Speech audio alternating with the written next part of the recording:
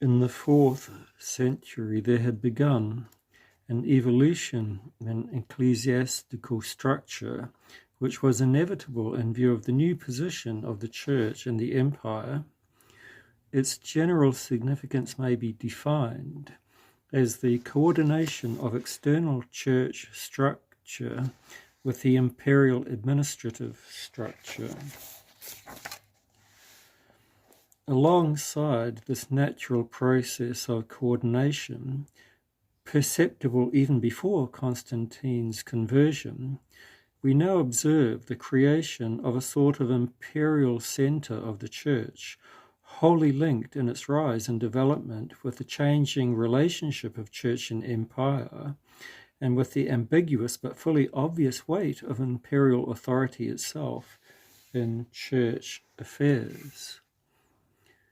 We must from the start perceive the unique profundity of the Byzantine concept of relations between Church and State, which are linked not by any concordate or juridical limitation of power, but by the truth, which is to say, by the faith of the Church, which the Emperor first, and through him the Empire itself, recognized as its truth, and as a truth superior to themselves.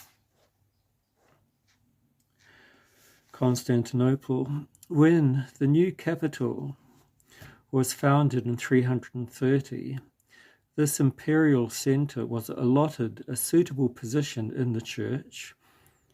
It was at first the modest seat of one of the suffragans of the Metropolitan of Heraclea, but it was doomed to elevation, if the expression may be allowed. Constantinople was created to be a second Rome and the Christian centre of the empire as well. Yet 50 years after the founding of the city, the fathers of the Second Ecumenical Council were already proclaiming that the Bishop of Constantinople held primacy of honour after the Bishop of Rome, because Constantinople was the new Rome, the city of the Emperor and the Senate. The 40-year reign of Justinian, 527 to 565, represented the last attempt of an emperor to preserve the unity of the Roman universe, the climax and apogee of that world in which dying antiquity had entered into union with Christianity. One cannot understand Justinian's significance in history, especially in the history of the Church, without understanding that he was also the first ideologist of the Christian empire who brought the union of Constantine to its logical conclusion. In his reign occurred the first synthesis of Christian Byzantinism, and this in turn was to define the whole future course of Eastern Orthodoxy. Justinian never distinguished Roman state tradition from Christianity. He considered himself to be completely and fully the Roman emperor and just as organically a Christian emperor. Here lay the source of his whole theory, in the unity of the empire and the Christian religion, which to him was self-evident and completely indivisible. Most Orthodox historians, however, do not perceive the tragic flaw in Justinian's theory. Some of them, those who are hostile to Byzantium on the whole, consider him a theoretician of Caesaropapism, the subordination of the Church to the state, and regard this as the source of all evils in the history of the Orthodox East. Others, on the contrary, see him as the creator of a symphony, a truly orthodox theory of relations between church and state, and interpret the errors and violence of his reign as inevitably earthly shortcomings.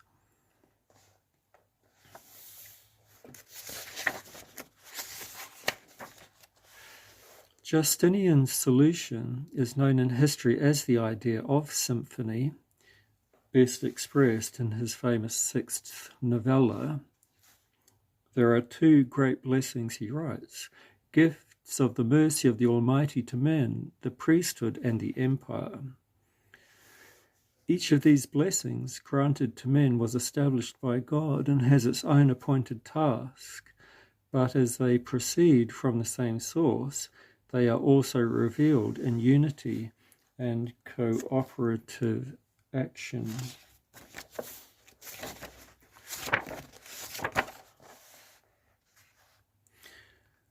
Orthodoxy had become the state and even the national Greek faith of Byzantium, but this meant also that Orthodoxy itself had merged completely with its Byzantine outer covering and had accepted it as its historical canon. This was expressed primarily in the final triumph of the seat of Constantinople as the center of the whole Eastern Church. Justinian, in his code, had called the Church of Constantinople the head of all other churches, and was apparently the first to call its patriarch ecumenical. This title provoked sharp protests from Pope Gregory the Great at the end of the 6th century, but nevertheless became, under Heraclius, the usual title of the patriarchs of the imperial city.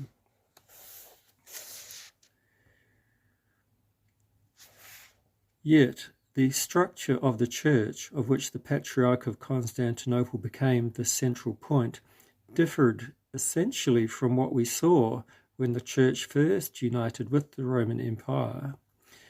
Canonically, everything remained as it had been. The universal structure of the church remained, as always, a union of autocephalous, i.e. autonomous patriarchs. The bishops of the large cities retained their pompous titles, and dogmatically speaking, every bishop remained what he had been in the doctrine of Saint Cyprian of Carthage. Saint Hippolytus of Rome, or even earlier, Saint Ignatius of Antioch, the image of God, the fully empowered preserver of apostolic tradition and the bearer of the unity of his bishopric.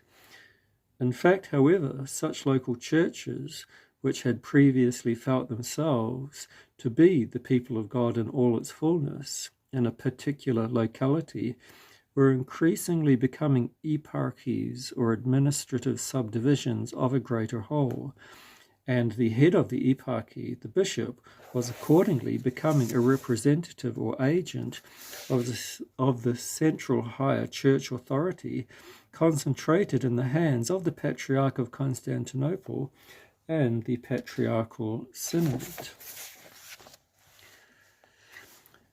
The importance of the Patriarch of Constantinople increased so much by reason of these various circumstances that he assumed the position of head of the whole Eastern Church, much as the Roman Pope stood at the head of the Western Church. The analogy must not, of course, be carried too far. The Roman Pope in the West not only assumed the position of head, but the fall of the empire made him the bearer of secular authority as well, the source of imperial and state structure. The Byzantine Patriarch, on the contrary, acquired his position because the theory of symphony demanded a parallelism between the structure of state and church. While the empire was personified in the emperor, the priesthood must also have a single personification, which became the ecumenical patriarch of the New Rome. The theocratic conception of the Byzantine Church is expounded best of all in the Epanagogia, an introduction to the Code of Laws published at the close of the 9th century by Emperor Basil I, the Macedonian, which was to remain until the end of the empire the fundamental law on relations between church and state. A comparison with Justinian's ideas shows the change that had taken place in the state's understanding of itself. The Epanagogia also has as its starting point the parallel position of emperor and patriarch, the most exalted and most necessary members of the realm, and the obligations of each are defined. The task of the emperor is to safeguard and secure the strength of the nation by good governance, to restore the strength when it is impaired through watchful care, and to obtain new strength by wisdom and by just ways and deeds. The aim of the patriarch is first of all this, that he is to preserve in piety and purity of life those people whom he has received from God. He must, where there is opportunity, convert all heretics to orthodoxy and the unity of the church. Further, he must lead unbelievers into adopting the faith, astounding them with the splendor and the glory and the wondrousness of his own devotion. The emperor must perform beneficial acts, wherefore he is also called benefactor. The aim of the patriarch is the salvation of the souls entrusted to him. He must live by Christ and strive wholeheartedly for peace. The emperor must be of the highest perfection in orthodoxy and piety, versed in the dogmas concerning the Holy Trinity and in the definitions concerning salvation through the incarnation of our Lord Jesus Christ. It is natural for the patriarch to be a teacher and to treat high and low alike without restraint, and to speak of the truthfulness and safeguarding of dogmas before the face of the emperor without confusion. The patriarch alone must interpret the maxims of the ancients, the definitions of the Holy Fathers, and the statutes of the Holy Councils.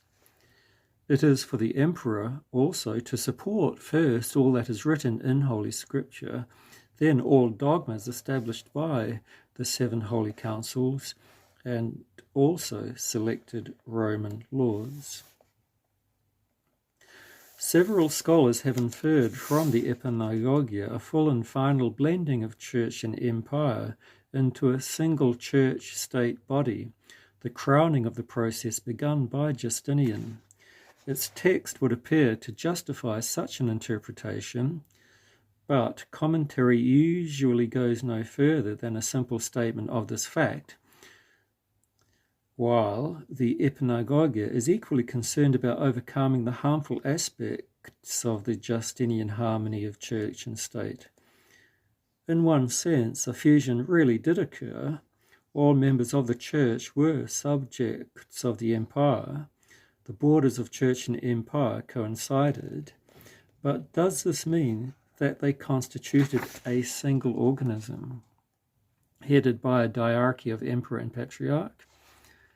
It must not be forgotten that the Epanagogia was political law and spoke of the state, not the church. This state, because it was Christian, was organically linked with the church, and the same bond was exemplified in the diarchy of emperor and patriarch. The meaning of this diarchy lay in the fact that, apart from his position in the church as defined in the canons, the patriarch now had a special position in the governmental structure. His place was analogous to that of the emperor. He was in some sense the church's representative in the state, the guardian of its orthodoxy and faithfulness to Christianity, a guarantee of the empire's orthodoxy. He alone, therefore, had a right to teach and interpret church doctrine, and the state itself charged him with the defense of the Orthodox faith before the emperor himself. Of the emperor, the Epanagogia required only fidelity to orthodoxy, to her doctrine concerning Christ and the Trinity. One must emphasize that in the Byzantine vision of the ideal, church and state were not connected by a juridical definition and delimitation of their spheres of action, but by the Orthodox faith, the faith and doctrine of the Church which the Empire had accepted as its own, and the fountainhead of this doctrine, its custodian and interpreter, was the Church and not the Empire. First, there is no doubt that the era of the ecumenical councils, the time of creative tension in ecclesiastical thinking, ended with the iconoclastic controversy. The desire to fix orthodoxy in some precise and final formula is intrinsically connected with the relations between church and state. One need only recall the after effects of the theological disputes of the 4th and 5th centuries as a result of state interference. This does not mean that theological development within the church came about by the initiative of the state, but the state tried to turn to its own advantage themes which had been developed in the speculations of the church. From the very start, we can sense in these disputes a state motive, as it were, a principle of requiring religious unanimity for the peace of the state. This had been the point of view of Constantine himself for all his personal devotion. As time went on, the motive became stronger. The fevers of dispute and heresy that shook the body of the church shook the organism of the state as well. The government was increasingly determined to reduce all differences of opinion to a common denominator, not so much from disinterested love of truth as for preservation of the integrity of the multinational empire, where any religious discontent immediately fled up into a fire of ethnic and political passions and separatisms of all sorts.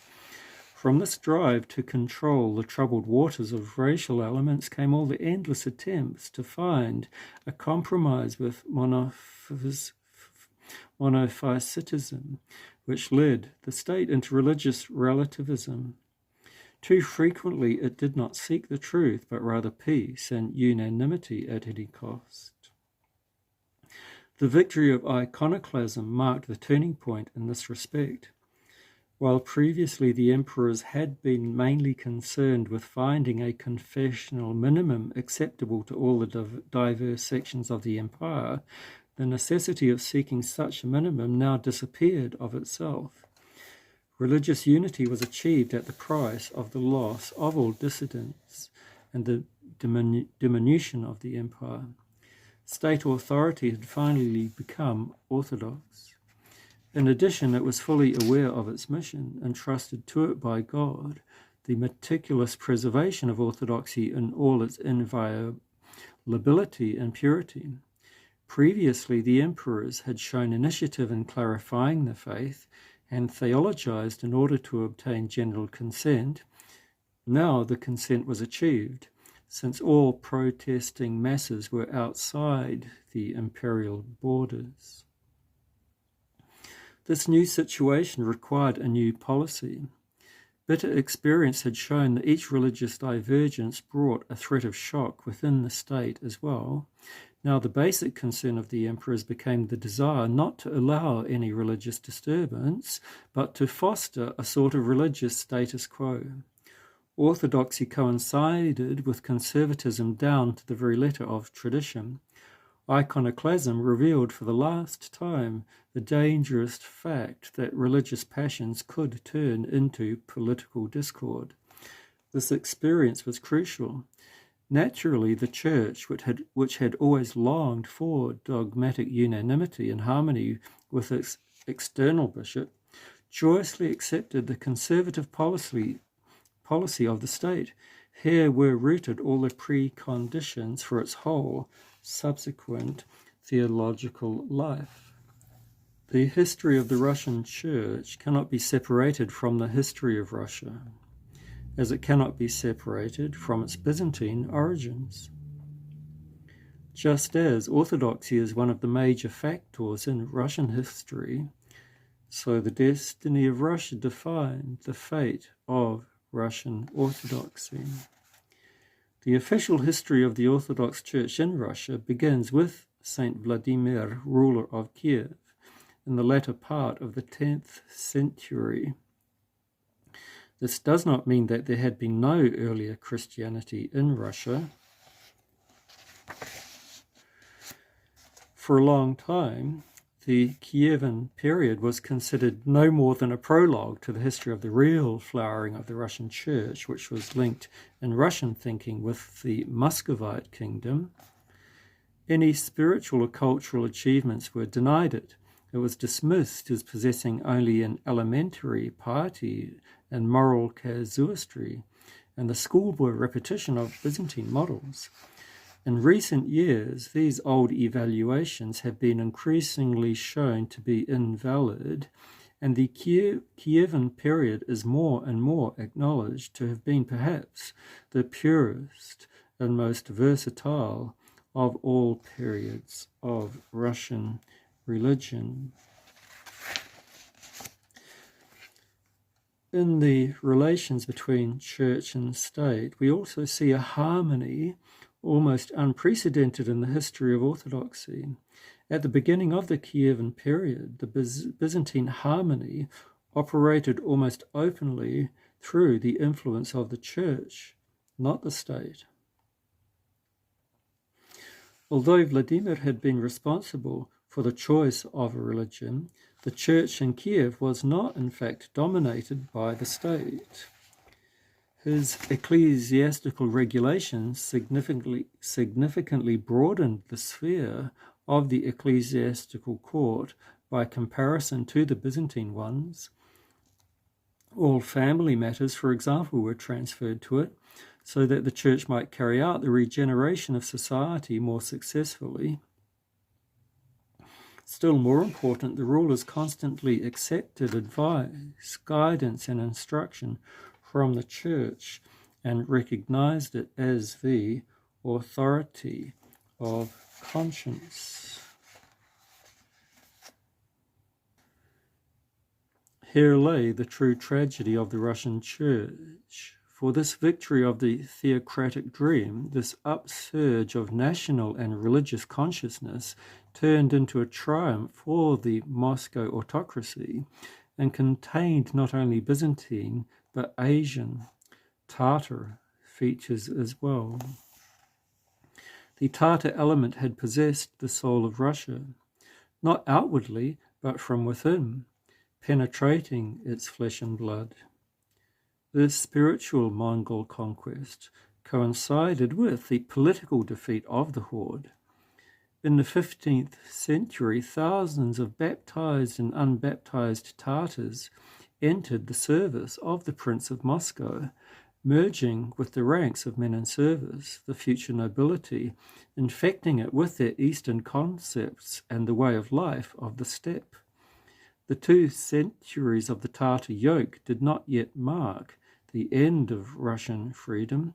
Freedom perished only after the liberation from the Tatars. We see this death of freedom first of all in the Church. The theocratic empire recognizes only one unlimited authority, the authority of the emperor. Beside it, the image of metropolitan or patriarch fades away, and the voice of the church grows weaker.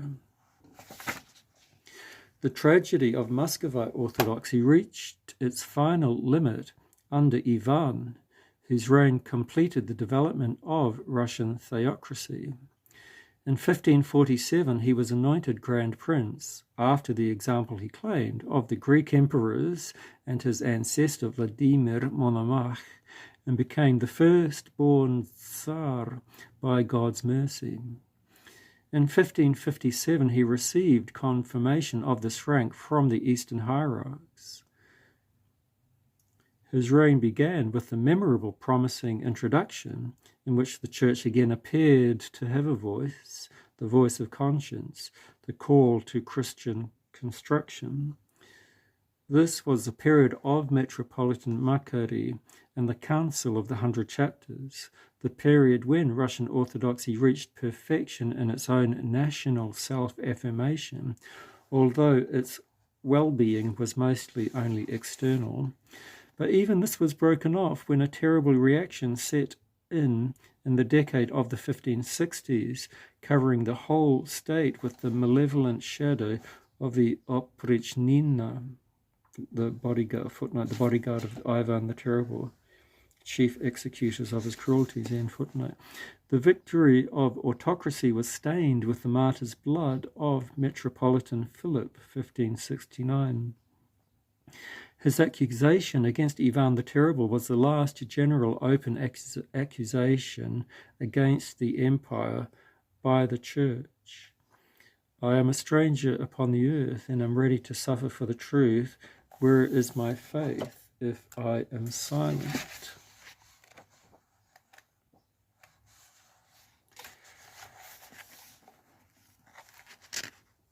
Hardly anyone will argue against the proposition that Peter's reform was first of all a sharp break in a theocratic tradition, a deliberate passage along many lines towards a Western system of thinking. Canonically, the synod was recognized by the Eastern Patriarchs, and the sacramental and hierarchical structure of the Church was not harmed. Therefore, the abruptness of the reform did not lie in its canonical aspects, but in the psychology that produced it. Through the institution of the Synod, the Church became a governmental department, and until 1901, its members, in their oath, called the Emperor the High Judge of the Sacred College, and all its decisions were adopted by its authority, granted by His Imperial Majesty. This way of thinking is best expressed in the spiritual rule of Bishop Theophan Prokopovich, the chief assistant of Peter, in his ecclesiastical reforms. He brought into Russia all the basic principles of the Protestant territorial church, its concept of relations between church and state, according to which the visible or earthly church was conceived as also a religious projection of the state itself.